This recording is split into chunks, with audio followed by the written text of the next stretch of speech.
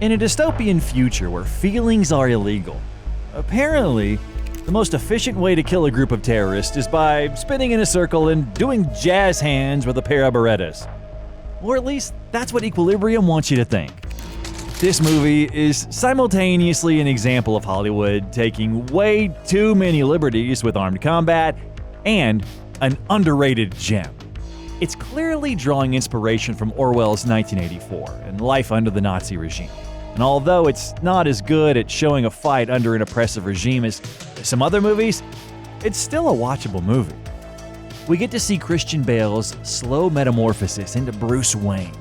We get to see a lot of different guns. Seriously, if you haven't seen this movie, you'll be surprised by the sheer variety of firearms in it. And we get to see some highly stylized, yet completely nonsensical shootouts. And Gun Kata. We can't forget Gun Kata. This movie is a special one. I can tell you right now that it won't get a good grade for realism. One of those movies with senseless shootouts that you can laugh at, but it still manages to tell a somewhat touching and emotional story. So, without further ado, let's get into it. For those of you who haven't seen the movie, or perhaps forgot the premise, the story takes place in the distant future, after humanity has witnessed yet another world war.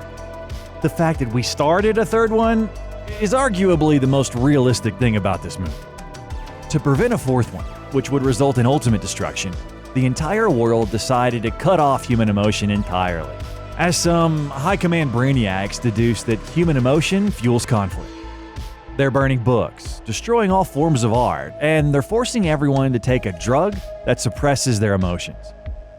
Christian Bale plays John Preston, a cleric, which is kind of a highly trained agent of the government, specifically the secret police. He's essentially a Gestapo officer on steroids. His job is to find insurgents who dare feel emotion and eliminate them, as well as destroying all potential catalysts of human emotion. Preston's primary firearm is a modified Beretta 92 FS. This gun is so over the top, it makes some of the scenes in Blade Runner look like a documentary. For one, it has modified slides, and I'd be lying if I said it didn't look cool as hell. This, however, is pretty tame in comparison to the fact that the Berettas in this movie are freaking automatic. Now, Beretta's 92 line is definitely one of the most iconic gun lines in history. John McClane used it in Die Hard, Judge Dredd used it, Max Payne used it, as well as all Raccoon City police officers in Resident Evil. Its many variations were used in hundreds of movies, shows, and video games, and I promise you, not one of those variations is automatic in real life. Despite that, prop guys converted the gun into auto for this movie, and also for Judge Dredd and the Underworld series. Even when he shoots the gun in full auto, and mind you, he's holding a gun with just one hand, his arm never twitches. It's like there's no kickback on those things, and that's because Preston has super strength to a degree. This absurdity is going to be important later on as well, but I just wanted to tell you that the exact limits and the source of Preston's superpowers are never explained in the movie. As if firing a full auto Beretta wasn't goofy enough, the gun also has studs built in the magazines. The studs come out at the press of a button, and the clerics use them for hand-to-hand combat. This would, in all seriousness, be a smart addition within the realities of this universe, but it's at the same time a bit ridiculous. Credit where credit is due, though. Preston only uses them when he runs out of ammo and he's physically too close to too many combatants to reload. The penultimate absurdity I find with this gun is the fact that the clerics keep their gun hidden in their sleeves. This is the most senseless gun hiding strategy I have ever seen. Do you know why the ace up the sleeve adage makes sense? Because a card, presumably an ace, can actually fit in your sleeve inconspicuously. A 92 FS, on the other hand, most definitely can't fit in there. The last thing I'll criticize about this gun, and please trust me when I tell you that I'll say a few positive things about this movie later on, is the reload system. Now, don't be surprised by how rarely Bale reloads in this movie. The 92 FS actually has 30-round magazines available, and if you don't believe me, I urge you to check it out on Beretta's website and apologize in the comments later. What's truly wacky and absurd, and reaching Fast and Furious levels of realism, is the reload method. Just take a look at this.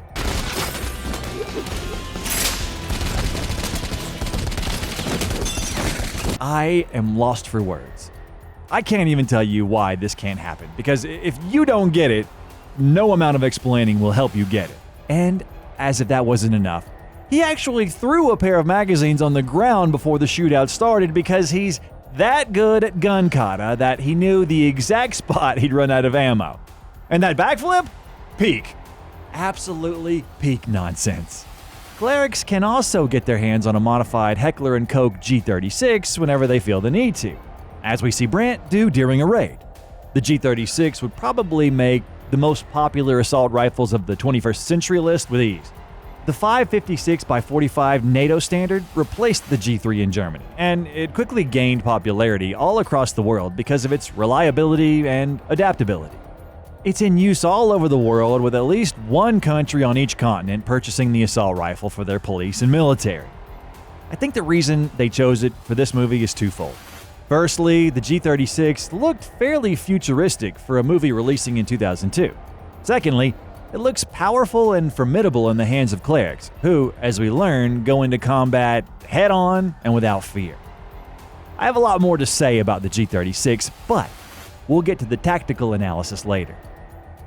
Now, if you've seen this movie, you had to know that I dedicate at least a few minutes of this video to Gun Kata.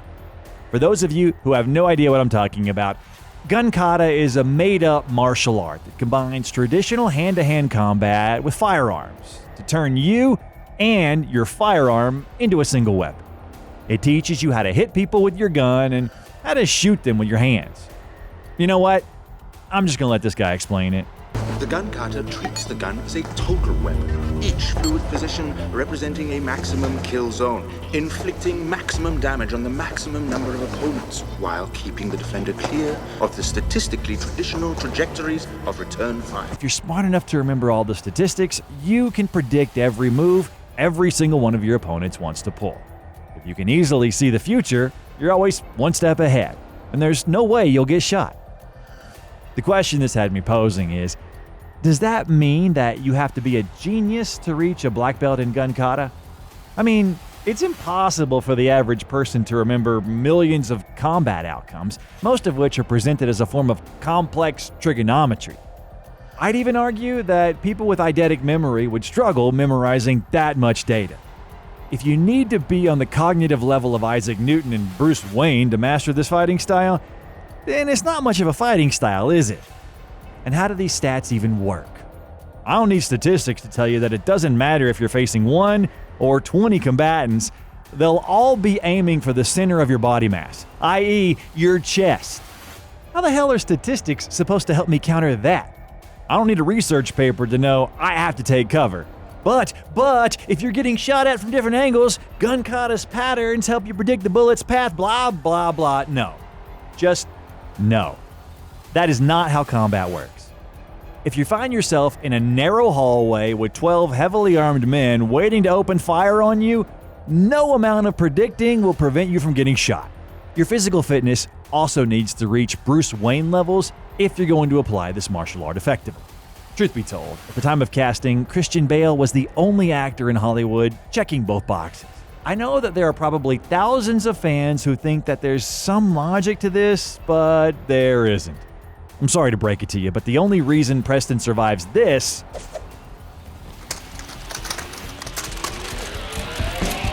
is because of plot armor. Spinning around your own Y-axis in the air has absolutely nothing to do with dodging bullets. You dodge bullets by moving out of the way and getting behind cover. And, by the way, 10 of the 12 guards aren't even opening fire on him when he walks in the room, even though they have shoot-on-sight orders. This guy is actually watching Preston as he opens fire on him, and he's just frozen there, motionlessly like an old person behind the wheel when the light turns green. What the hell is happening in this scene? He's just standing there, waving his guns around. He's not even trying to dodge anything. You're telling me he knows where his enemies are in the dark, and he knows that he's not going to get hit because of statistics? Gun Kata is completely detached from reality. But I did not lie when I promised that I'd say some positive things about this movie. One of them is the fact that the combat in this movie looks cool as hell, provided that you can suspend your disbelief for a while. It's clearly been inspired by The Matrix and John Woo movies, as well as Desperado, which utilized it to a degree. And I remember how hyped I was alongside pretty much the rest of the world when I saw Keanu Reeves dodging bullets and jumping off walls for the first time. I wouldn't personally say that Equilibrium is as good at it, but it's definitely cool to watch.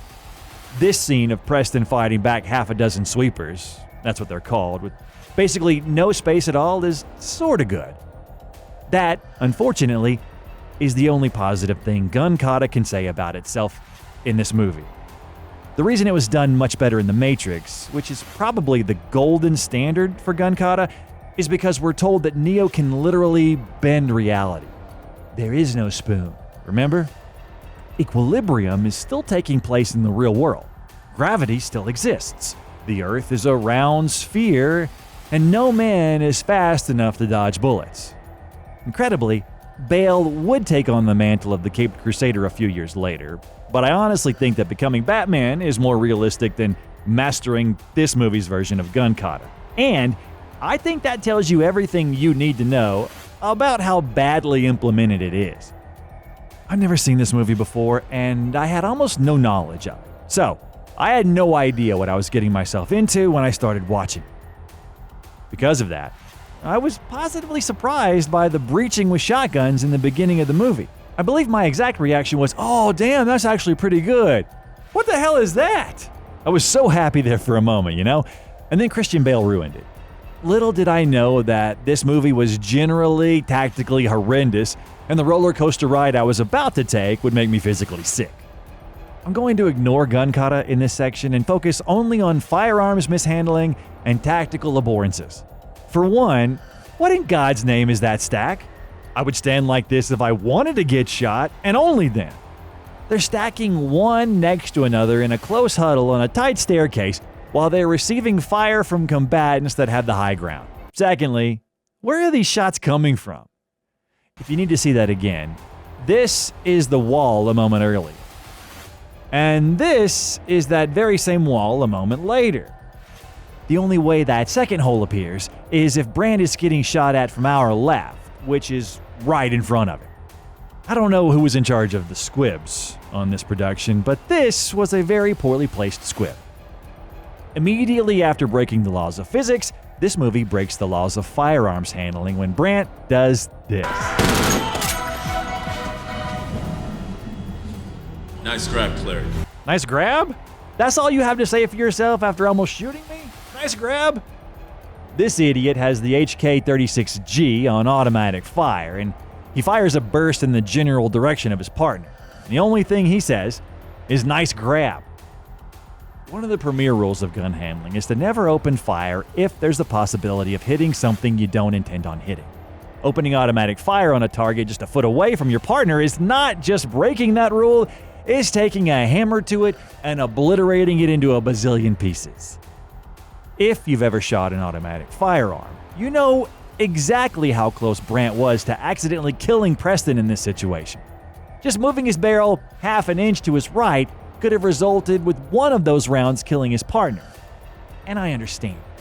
I've heard stories from veterans and even hunters of targets jumping out of nowhere, opening fire reflexively. But Brandt, need I remind you, is also highly trained in Gun Kata, just like Preston. His reflexes are godlike. There's no reason for him to do this. This was just poor handling from him. On top of that, he keeps his finger on the trigger once all the shooting is done. I think Brandt is just very bad at his job more than anything. Moving on to the next bit of ridiculousness, we have Preston dual-wielding Benelli M3 Super 90 shotguns. Yes, akimbo. Then he does it again. Now, for all those of you wondering, the M3 is a hybrid shotgun with both semi-automatic and pump-action fire modes. It's absolutely beloved by gun enthusiasts all over the world. The M3s used in the movie don't have full stocks, which certainly helps if you want to hold one in each hand, but by no earthly law should he be able to fire them without them flying out of his hand. All shotguns have pretty strong recoil, and if you're not holding them properly, they'll take flight, even if you're holding them with two hands. Here's an example. Preston here is doing his best imitation of Call of Duty Modern Warfare in its prime when you could dual-wield the Model 1887, a mechanic so overpowered it made its name in gaming history as one of the most broken mechanics ever designed. But no matter what Activision and Equilibrium want you to believe, you can't dual-wield shotguns. Best case scenario, you'll just be very inaccurate, but in reality, they'll come flying out of your hands. This relates back to what I said earlier about Preston's superpowers. Although Equilibrium isn't that kind of movie, it's, for me, heavily implied that Preston is a superhuman. For one thing, his reflexes are out of this world. And even if we give the movie a pass and consider Gun Kata to be realistic for just a second, his speed is incredibly impressive. On top of that, the fact that he can dual-wield M3s and 92 FSs, the latter of which is on auto, without any recoil and without the guns flying out of his hands, the only sensible conclusion I can come to is that Preston is a superhuman. In this movie, obsessed with suppressing human emotion, Preston doesn't only not feel fear, he doesn't feel anything, recoil included. One final thing I'll mention in my criticism is the fact that everyone's wearing coats. Some of them are leather, some woolen, some plaid, but aside from what I assume is this universe equivalent of a SWAT team, everyone's wearing a coat. I assume this was a stylistic decision to make every member of the police look more similar to Nazi Gestapo, but coats are pretty bad for combat because of how restrictive they are. The primary reason militaries don't really include coats as part of their official outfit, except as formal wear, is because of how much they restrict mobility. Also, I hope these guys know that motorcycle helmets aren't an adequate replacement for military helmets. With all that being said, I don't think absolutely everything in this movie is bad. There's one big positive, namely the choice of guns. This movie presents us with two conflicting sides, the state and the rebels, and I'd argue that the choice of guns for each side is very smart and accurate. Starting with the rebels, we see them use Glock 17s and the iconic Smith & Wesson Model 10. I'd argue that both of these guns would be very easy to obtain in a post-World War III society, as they're already extremely common across the entire planet, with the Model 10 being somewhat more common in the United States than the rest of the world. Most clerics and sweepers use the glorified and modified Beretta 92 FS, which, in contrast, is not just a run-of-the-mill gun. It's a highly specialized weapon for them, which reflects the fact that the state has enough resources to supply its personnel with the best gear possible. The sweepers, government agents that are hierarchically below the clerics, love their MP5s. We see sweepers use both the MP5A3 and the MP5K, with the biggest difference between the two being the MP5K's handguard and its lack of a stock. These weapons are quite sensible for troops that regularly engage in close-quarters combat, which is what we see sweepers do throughout the entire movie. In fact, all variants of the MP5 are beloved throughout the world just because of the gun's small profile and ease of use in CQB. For contrast, the Rebel submachine guns are Uzis and Scorpions. Both of these firearms have been action movie staples since the late 80s, and they're, in my opinion, easy enough to obtain on the black market, so it makes sense for a rebel group to use them.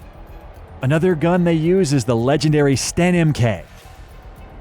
I'm not going to waste words on this absolute icon of the Second World War. If you don't know anything about it, you have a lot of reading to do, but I'll point out that these guns were built by hand by resistance groups during World War II. In that regard, they're probably the most perfect gun choice for the Resistance.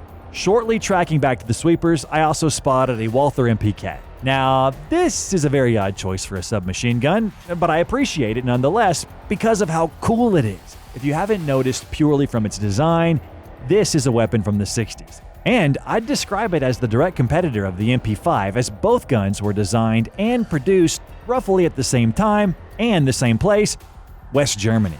The MPK is a bit older by about 3 years, and even though it had seniority, it still lost the popularity race to the MP5. Despite that, it's a very, very cool weapon with a special vibe to it. The final submachine gun I'll mention is the FNP90, but know that these 6 aren't the only ones, as this movie might be setting some sort of record for the most diverse gun library ever shown on film. The P90 is a Belgian personal defense weapon, and I think that the only reason for them using it in this movie is because of how futuristic it looked at the time. It kind of breaks the immersion for me because the appearance of P90s implies that the government has enough resources to buy these guns, so I'd have to wonder why some sweepers have to use the Walther MPKs. Don't get me wrong, I'd rather see MPKs than P90s. Personally, I'm not a fan of the way these guns look, but I think the gun choice is sending mixed messages in this regard. As for rifles, the rebels are seen with AKMSs. This is to be expected, as the AK-47 and all weapons inspired by it are a staple firearm in every single resistance group in movie history. The AK-47 itself doesn't appear in this movie though.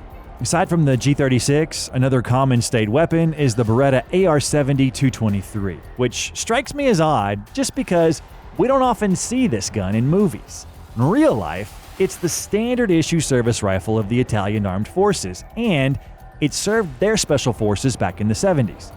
Not a gun you'll often see, but it's nonetheless a great gem. And with that, we get to the end of the video. Equilibrium is a ridiculous but stylish movie. I have to give it credit where it's due. The combat is ridiculous, but it's a fun watch if you turn your brain off. However, the purpose of this channel is the exact opposite, turning our brains on and rating the movie for Firearms realism. And in that regard, this movie is a complete failure and it can't get more than 0 out of 10. Actually, we'll change that to 1 out of 10 just because of that Walther MPK making an appearance. But the gun handling and the combat itself, absolutely unrealistic and completely unredeemable. Truth be told though, I don't think this is the kind of movie you're supposed to take seriously. I don't think the producers ever wanted to go for heat levels of realism. I think the exact opposite actually. They probably wanted to send the general anti-fascism message in the most stylish and fun way without weighing themselves down with unnecessary shackles of realism. If I'm right, I have to admit, they did their jobs right. What did you think of Equilibrium? Could you watch it despite how comically stupid it got at times? How would you grade it? Let us know in the comments below, and feel free to suggest the next movie for analysis. Platoon, Sicario, Collateral, you name it.